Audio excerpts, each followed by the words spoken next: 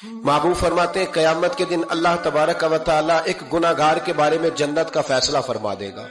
वो गुनाहगार बड़ा था, बड़ा मुजरिम था, बड़ा बंदे को पता होता है ना अपना कि वो कितना गुनाह, वो गुनाहगार ना रब के करम पर रो पड़ेगा, अपने रब की अता पर शर्मिंदा होकर रोएगा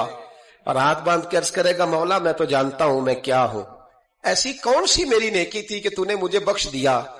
वो खुद शर्मिंदा होके तड़प के बोलता है, तड़प के, मेरी उजरत मेरी मेहनत से ज्यादा क्यों है, मेरे मोहसिन तेरे एहसान से डर लगता है।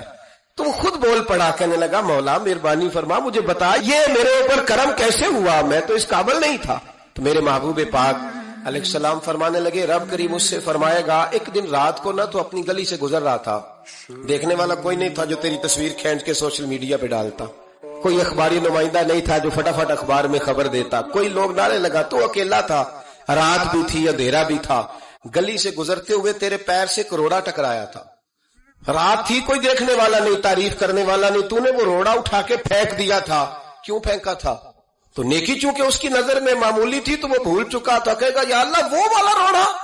वो एक रोड़ा मालिक करीम वो तो मैंने इसलिए उठाया था कि मेरे मोहल्ले में बूढ़े भी रहते हैं, बीमार भी रहते हैं, बच्चे भी रहते हैं, कमजोर भी रहते हैं, इसलिए उठाया था किसी को ठोकर न लग जाए। मेरे महबूब फरमाते हैं अर्श के मालिक ने फरमाया, रब करीम ने फरमाया तू रात के अंधेरों में रोड़े उठा उठा के मेरे बंदों का ख्याल रखे तो मैं आज कयामत के दिन तेरा ख्याल ना रखूं। फरमाया उस एक रोड़े के उठाने की बरकत से मैंने तेरे लिए जन्नत का फैसला फरमा दिया।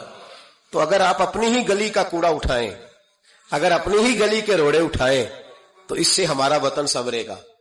इससे हमारी गलियों में, हमारे इलाकों में, हमारे मोहल्ले में, हमारे इलाके में सफाई